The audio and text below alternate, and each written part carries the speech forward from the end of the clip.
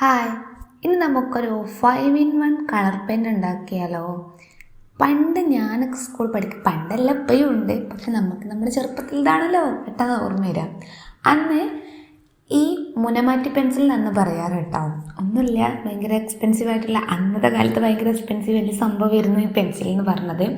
Just നമുക്ക് ഒരു ഇത് എഴുതുന്ന നമ്മൾ പിന്നെ മുന പൊട്ടിപ്പോയാൽ എന്താണ് പെൻസിലിൻ്റെ ആ എഴുതുന്ന സാധനം പൊട്ടിപ്പോയാൽ നമ്മൾ എന്ത് ഷാർപ്പനറിൻ്റെ ഷാർപ്പ് ചെയ്യും, നെക്സ്റ്റ് യൂസ് ചെയ്യും. പക്ഷേ ഈ പെൻ അങ്ങനെയല്ല, ഈ പെൻസിൽ അങ്ങനെയല്ല. ഇതിനെന്താണ്, ഒരു പെണ്ണിനെ പോലെ ഒരു മൂടിയുണ്ട് വിത്ത് എറേസർ.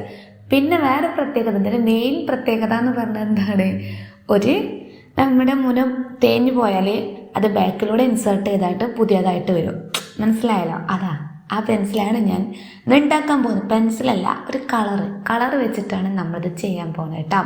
അപ്പോൾ ആദ്യം നമുക്ക് വേണ്ടത് ക്രയോൺസ് ആണ്. ക്രയോൺ ഇല്ല എങ്കിൽ നിങ്ങൾക്ക് എന്ത് ചെയ്യുക, പെൻസിലും എടുക്കാം. ബട്ട് എനിക്കറിഞ്ഞൂടെ, ഞാൻ ചെയ്തിട്ടില്ല. അതുകൊണ്ട് ഞാൻ ജസ്റ്റ് കളർ വെച്ചിട്ടാണ് ഇത് ചെയ്യാൻ പോകുന്നത് കേട്ടോ. അപ്പോൾ പേര് മറക്കണ്ട, 5 in 1 കളർ പെന്ന്. ഞാൻ 5, അതായത് 5 എടുത്തത് കൊണ്ടാണ് 5 എന്ന് ഇട്ടത്. നിങ്ങളുടെ 4, 5, 6, 7 എടുത്തോളാം. അപ്പോൾ ഞങ്ങൾക്ക് നമ്പർ മാറ്റിയാൽ മതി.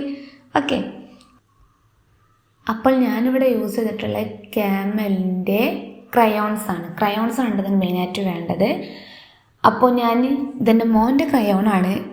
ബോക്സ് തുറന്നപ്പോൾ എനിക്ക് നല്ല സങ്കടമായിരുന്നു. പഠിച്ചോണ്ടത് ഇപ്പം എങ്ങനെയാണെന്ന് പൊട്ടിക്കുക. പക്ഷെ എനിക്ക് സമാധാനമായി. വേറെ ഒന്നല്ല, ആളെന്നെ കളർ കൊടുത്ത് ഒരുവിധം എല്ലാതും പൊട്ടിച്ച് വെച്ചിട്ടുണ്ട്. ഓക്കെ, അല്ല ബോക്സ് എന്ന് പറഞ്ഞപ്പോൾ എനിക്ക് അങ്ങനെ ഒരു സമാധാനമായി. പിന്നെ ആളുടെ പരിപാടി എന്നുണ്ടെങ്കിൽ പൊട്ടിച്ചിട്ട് അതിൻ്റെ അതേ രൂപത്തിൽ അങ്ങനെ വെച്ചിട്ടുണ്ട്. എൻ്റെതല്ല വിത്ത്, പിടിക്കപ്പെടാതിരിക്കാൻ സകല പണിയും അവൻ ഒപ്പിച്ചിട്ടുണ്ട്. ഓക്കെ, അപ്പോൾ ഞാനൊരു 5 കളർ തിരഞ്ഞെടുത്തിട്ടുണ്ട്.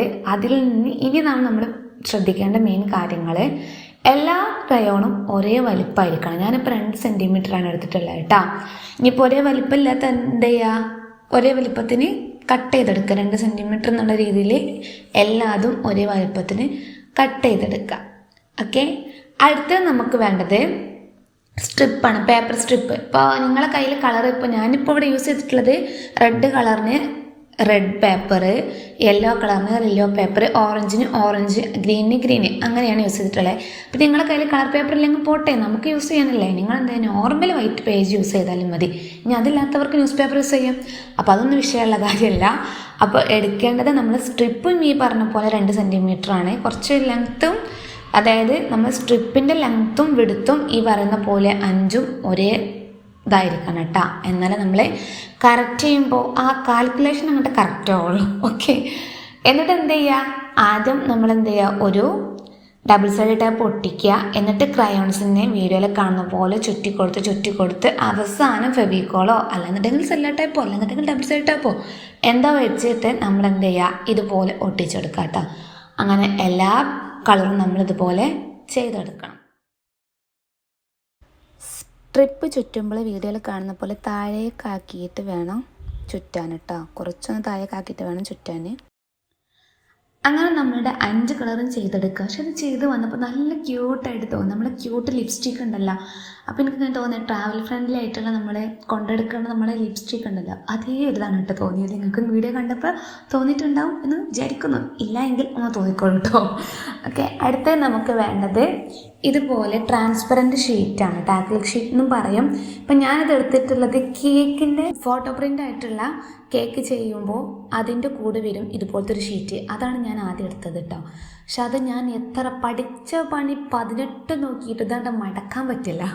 അപ്പോൾ ഞാൻ പ്ലാൻ എ മാറ്റിയിട്ട് പ്ലാൻ ബി എടുത്തു. വേറെ ഒന്നുമല്ല, നമ്മൾ പല സാധനങ്ങൾ കടയിൽ നിന്ന് കൊണ്ടുവരില്ലേ, അതിലുണ്ടാവില്ല അതുപോലെ ട്രാൻസ്പെറൻ്റ് ആയിട്ടുള്ള ഷീറ്റ്. അപ്പോൾ എനിക്ക് കേക്കിന് ടോപ്പർ വാങ്ങിയപ്പോൾ കിട്ടിയ ഒരു ഷീറ്റാണ് അത്. ഞാൻ ഇതുപോലെ വീഡിയോയിൽ കാണുന്ന പോലെ നമ്മുടെ പെന്ന് നമ്മൾ എടുത്തു വെച്ചിട്ടുള്ള എല്ലാ കളേഴ്സും കൂടി ജോയിൻ ചെയ്യുമ്പോൾ ഒരു അളവ് കിട്ടുമല്ലോ, ആ ലെങ്ത്ത് കിട്ടുമല്ലോ.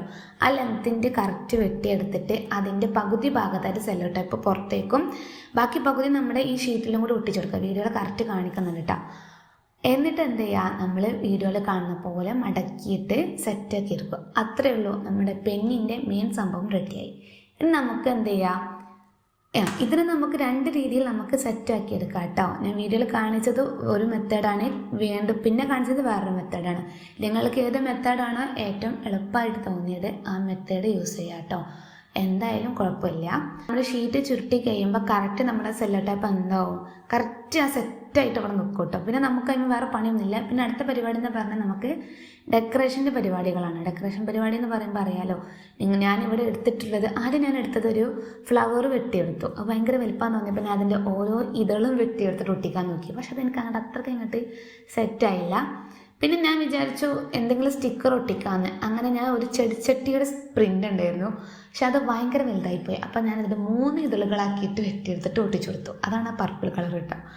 പിന്നെ അതിന് ഞാൻ എന്ത് ചെയ്തിട്ടുണ്ട്, ഒരു ലിഡ്, ഒരു മൂടിയും കൂടി സെറ്റാക്കിയിട്ടുണ്ട്. അപ്പോൾ നമ്മുടെ പെന്നിൻ്റെ പണിയെല്ലാം കഴിഞ്ഞു. ഇനി നമുക്കൊന്ന് വർക്കിംഗ് ആണോ നോക്കണ്ടേ? നോക്കിക്കോളൂ.